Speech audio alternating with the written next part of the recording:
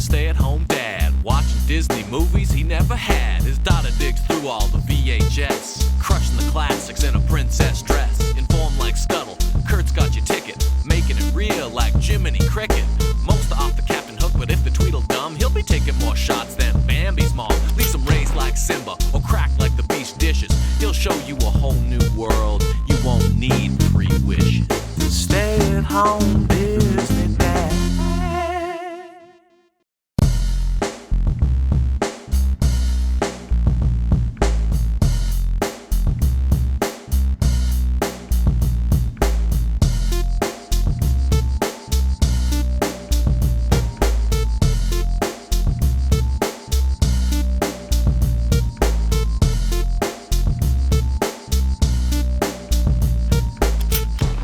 Monkeys Go Home, starring the always wonderful Dean Jones, Disney heartthrob and honestly phenomenal actor. You may remember him from all the Herbie movies that were better than they had any right to be, thanks to this guy. This guy, Dean Jones, takes a mediocre and hokey Disney script, makes it work, makes it sing, makes it awesome every time. This movie is based on The Monkees by G.J. Wilkinson. Can I get through this without singing, "Hey, hey, we're the Monkees"? Guess not. After credits, a fresh-faced Dean Jones drives his little blue car to a shop that's closed, but his luck immediately changes as this blonde rides up on her motorbike, goes inside the butcher shop, and unfortunately puts her tongue down the butcher's throat. But then she suddenly cuts him off as he complains about her religious ideologies. So I guess she won't put out, and the butcher is annoyed. And pause. Okay. What is with these 60s actresses? Honestly, I don't want to be creepy or anything, but this gal is gorgeous. Gorgeous in a way that has been lost to time, people. Just classy. Classy gorgeous. Sorry if this is like old man yells at cloud moment, but seriously, this girl right here, this girl in 1967 is more stunning than any airbrushed and filtered Instagram model in 2024. Facts. She leaves the butcher alone with his meat, and Dean Jones asks her for directions. He's from America. She directs him to a gentleman sitting on the street, and he lets Dean into this closed building. So Dean's here to pick up the deed and keys for a place he just inherited. The property guy goes, "I'll help you sell this if you want," and Dean Jones is like, "Sell it? Oh no, there's 500 olive trees on this huge property. I'm gonna work here, and I'm gonna sell olives in this southern France paradise while trying to get that blonde to turn her back on her values and God." And I'll be honest, that sounds like a hell of a life to me. Whew. I'm going to go back to this. I'm sorry, folks. This movie was shot in 1967. And I say this with complete sincerity and honesty. This is one of the hottest girls I have ever seen in my life. Yvette Mimieux is the actress. Unreal. 1967. Dean gets the keys and directions to his new property, this epic olive farm. He shows up and there's a priest giving a group of kids a tour nearby. He pulls Dean aside and tells him about art nuances of olive picking. This priest does. He says, "Once a year, a giant wind knocks all the olives off the trees, and it's a race against time. You have to pick them off the ground one by one and inspect them. Now, a man's hands are rough and bad for picking olives. A woman's hands are better, but a small child's hands are always the best." Just give me the buzzer. Just do it. Just hit it. Hit it a couple times to be safe. There's too many. There's this joke overload. Let's move on. All right? Let's keep going.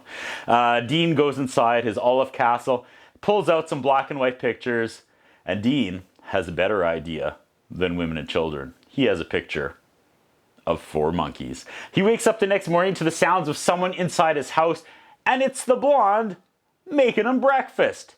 He goes, "Am I dreaming?" The priest told her to come. Priest sent this woman to his house.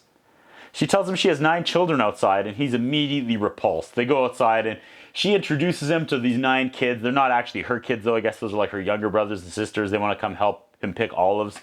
The kids come inside, and one goofy kid sees the pictures of Dean and his monkeys. Dean gets upset and kicks all 27 of the kids out, and the blonde. He's not interested in her or the kids and doesn't want their help. He has other plans. Monkey plans. The next day, Maria shows up to the butcher, and the guy's like, "You've been avoiding me, Maria. Is it the American?" And this lunatic is interrogating her with a cleaver in his hand. She tries to leave, but her motorbike won't start, and the preacher shows up, and he's like, "Let me get your motor running, lass."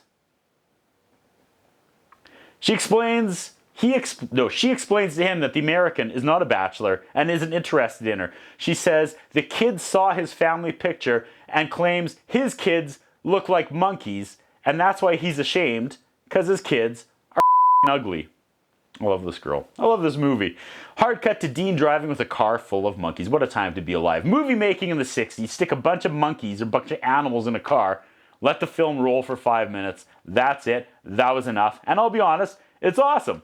It's awesome in its simplicity. Rumors have it the American is now making a nursery in his house because he's married with kids. So the butcher hears this and he's excited by this news because now the American won't be banging Marie. But no kids. Dean's just got monkeys. Sorry, butcher, he's definitely going to bed your girl in the next 40 minutes here. Dean gets his monkeys home, and the bumbler music they use is amazing. He calls them his girls, and they're all wearing like prison uniforms. I hate when people say they don't know why they like something. They just do. I kind of get it now.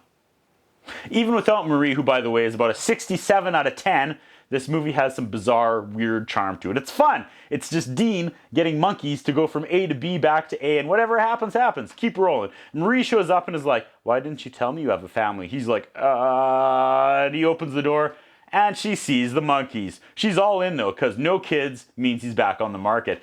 He lets her into his little secret. He's going to slave these monkeys as his olive pickers. He tells her if she can keep a secret, she can also help. She's like, well, I just took a job at the perfume factory, so I can only come here and work on weekends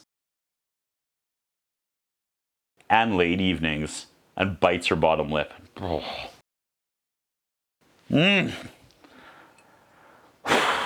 Montage of monkey training. Dean falls out of a tree. Marie brings the monkeys girl clothes. The priest finds out about the monkeys, and he's fine with it as well. Marie is like, these girl monkeys are lonely, Dean, and girls of any kind have throbbing biological needs, Dean, longings that demand attention, and she bites her lip again. Jesus, oh my. Poor Dean has no clue what she's talking about. He's just thinking about olives and monkeys. Well, hold on now. God. Now there's a town hall meeting where the butcher is like, this guy's going to undermine our economy and our village with his monkey workers. Butcher is irate that the monkeys are taking their jobs. 1967. This has aged incredibly. Butcher and his little sidekick propose they start a campaign against the monkey labor. No one else really seems to care about it. The next day, Dean shows up to work and people have spray painted "Monkeys Go Home" all over his walls. Ooh. Dean hears it's the butcher behind it, and he storms over there to kick some butcher.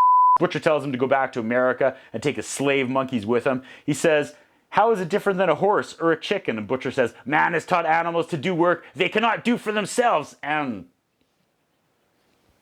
great point. Butcher's not wrong. Dean says, yeah, well, one day you'll be hanging in the meat locker and the pigs will be running your shop. Butcher says, that's a stupid statement. This movie kicks.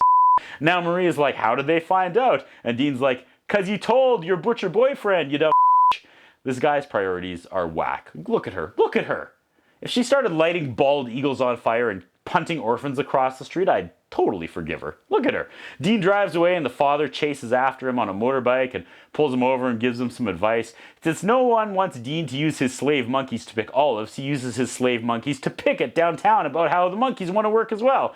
This is like the original Falling Down. Dean is an insane person that's slowly being revealed here. They wrote, equal rights for monkeys on the side of the butcher shop. The butcher's bumbling little sidekick steps in the paint bucket and gets his foot caught like the most bumbling bumbler to ever bumble in a Disney movie. There's a parade, and now we see Marie dancing with her hair down.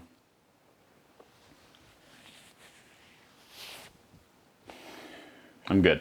Some like mob boss pulls Dean aside and is like, I'll buy your olives as long as they are not picked by monkeys. This is about racism. We get it, folks, okay? I kind of missed this next part, but Dean and the father priest guy get up before the town and offer their monkey-picked olives at an insane price. So now everyone wants in on it. Is that the gist of it? Right? Capitalism. Now Marie comes crawling back and is like, I loved what you did back there. Let's dance, and starts shaking it.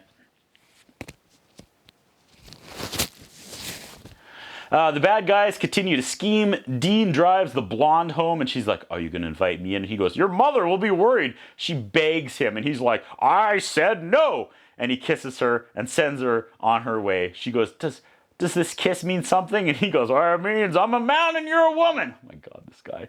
Hervey, Guy, Hervey. She keeps pressing, just throwing herself at him, and he's like, I don't know, lady, I've got these monkeys and these olives. Pretty busy.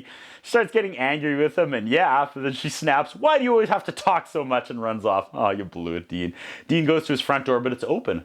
Inside, a redhead is waiting for him. She says she's his cousin. She says she's going to live there with him because according to the will and inheritance, half of all his property is actually hers. Sounds sketchy, but she has an official document. She's sniffing around, trying to figure out what's going on. And he's trying to keep her from finding the monkeys, which is going to be tough if she's, living there.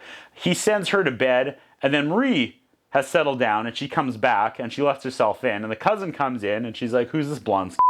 And he introduces Marie as, quote, this is my neighbor. Marie does not like that. He explains the redhead to Marie, this is my cousin. And Marie's like, your cousin? Marie storms out again. Dean smells a scam. He and Marie sneak the monkeys out while his cousin's asleep. The monkeys drink a bunch of wine. Cousin girl wakes up, looks outside, and sees a noose hanging in the tree. I'm not making that up. What a dark twist. The cousin goes snooping for monkeys and finds a noose as a warning. They take the monkeys to Marie's garage, or her barn. One monkey throws a pitchfork at Dean. It's like they ran out of script and just told the actors to ad-lib with the monkeys from here on in. Now Marie's getting hot and heavy again, this time in the barn. And her and Dean finally, literally, roll in the hay. Marie confronts the cousin the next day. Cousin's like, I heard many feet late last night. This place is haunted. Marie's starting to with her. She's like, you don't know, and whispers a secret into the cousin's ear. Dean has people looking over the contract, and it looks legal, it looks legit, so he's going to fall in a sword. He's going to take his monkeys and go back home and leave the olive farm just to his cousin. Scene change. Suddenly we go all philosophical as the priest is like, Marie, if he leaves, that's God's will. And she's like, what if I make it happen? Is that also God's will if I take the initiative and make it happen myself? And the priest is like, sure. We get this weird sultry music as the cousin drinks by herself at home until Dean gets back home. He comes back in, starts packing. He's like, you've been drinking. She goes, stay. I've been fighting spirits with spirits. That's a great line. He's like, this is all yours, cousin. He packs up and leaves. She's like, don't leave. The ghosts are here. The 4 undead wives. This is the lie Marie must have told her. She's like, yes, the old owner, he murdered his wives and kids and threw them down the well. It's very Ring. Wow, she drinks herself unconscious, and Dean carries his cousin to his bed.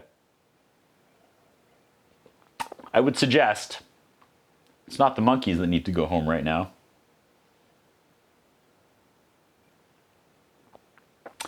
He leaves her there. He's a gentleman. And he goes for a drive to see his monkeys, but his monkeys are gone. Marie's mom meets him at the door and is like, she took the monkeys for a walk. And we get this, which is also strangely hot.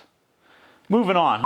Marie dressed the 4 chimps in white dresses and stuffed them inside the olive house with drunk cousin who wakes up and thinks these are the ghosts. Dean drives back just to see cousin come screaming and running out the front door, and right into the night, she's gone. He walks in and Marie is standing there. Marie's like, she's gone. Reward me. Cousin runs to the priest, father, and says, quote, I have sinned.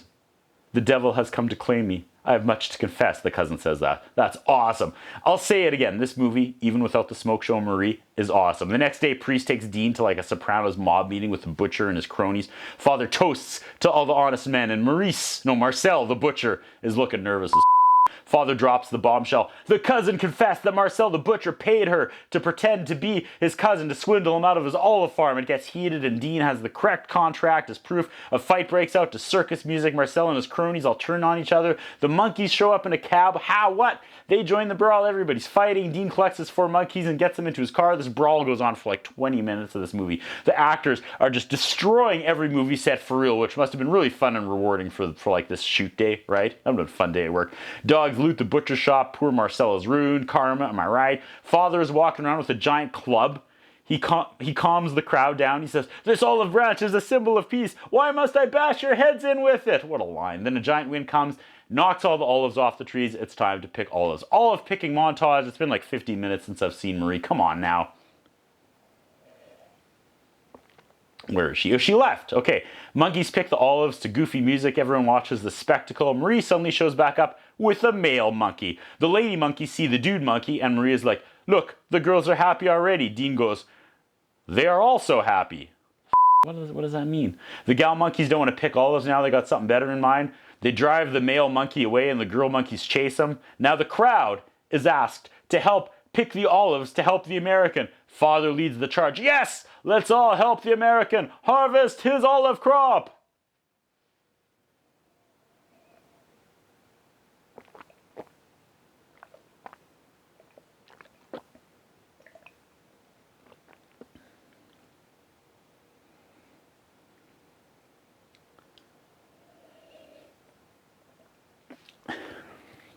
Still there? Marie wants Dean to harvest her olive crop. That's what I think about. What do you think? What we have is a concern about Curtis Anderson. His interviewing style is not the best. His personal appearance is not the best. I was wondering if the man has some kind of a hold over the channel that he's allowed to be employed for so long with the standards of journalism and personal appearance that he has. Thank you. Okay, Macy.